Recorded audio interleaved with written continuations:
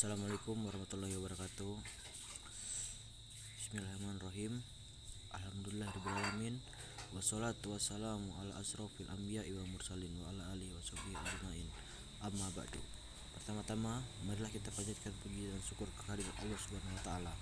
Yang mana pada malam hari ini kita masih diberikan nikmat sehat serta umur yang panjang pastinya. Jangan lupa juga kita salawat beri salam kita sampaikan kepada junjungan besar Nabi Muhammad SAW yang akan membantu kita di yaumil akhir kelak. Baiklah, judul ceramah saya kali ini adalah cara untuk hidup sederhana. Banyak orang menginginkan kebahagiaan tapi tidak mengetahui cara bahagia. Persoalannya, padahal rumus bahagia itu sederhana, terletak di Quran surat kedua Al-Baqarah ujung ayat akhir ayat 189 yang bunyinya wattaqullah la'allakum tuflihun, yang artinya tingkatkan takwamu kepada Allah maka bahagia di genggamanmu.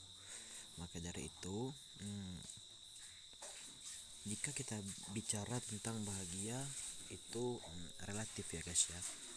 Kenapa relatif? Karena untuk orang yang kaya mungkin mengatakan bahagia itu sederhana katanya kan, tapi bagi orang yang sederhana bahagia itu tidak sederhana, artinya tidak merasakan kebahagiaan. Jadi kebahagiaan itu relatif dan tidak bisa dijadikan patokan tolak ukur karena setiap insan dan orang itu berbeda. Maka dari itu untuk mencapai kebahagiaan tersebut kita harus bertakwa yang pertama. Yang kedua pastinya bersyukur, karena jika kita bersyukur kita akan bahagia pastinya. Setelah itu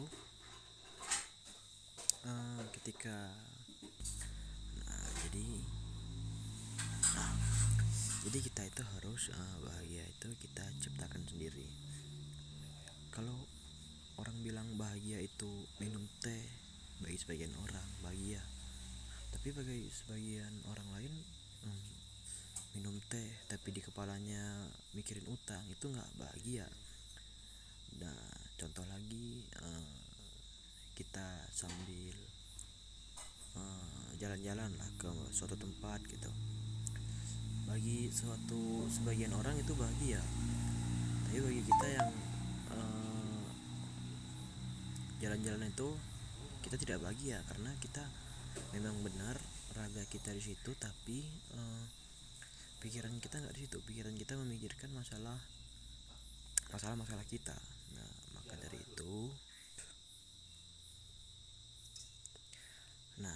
dari itu untuk sebagian orang mungkin pekerjaan adalah satu tujuan hidup untuk mendapatkan bahagia. Contohnya untuk kemapanan seorang pria, karena untuk kemapanan seorang pria itu dapat berpengaruh untuk pasangannya atau calon istrinya.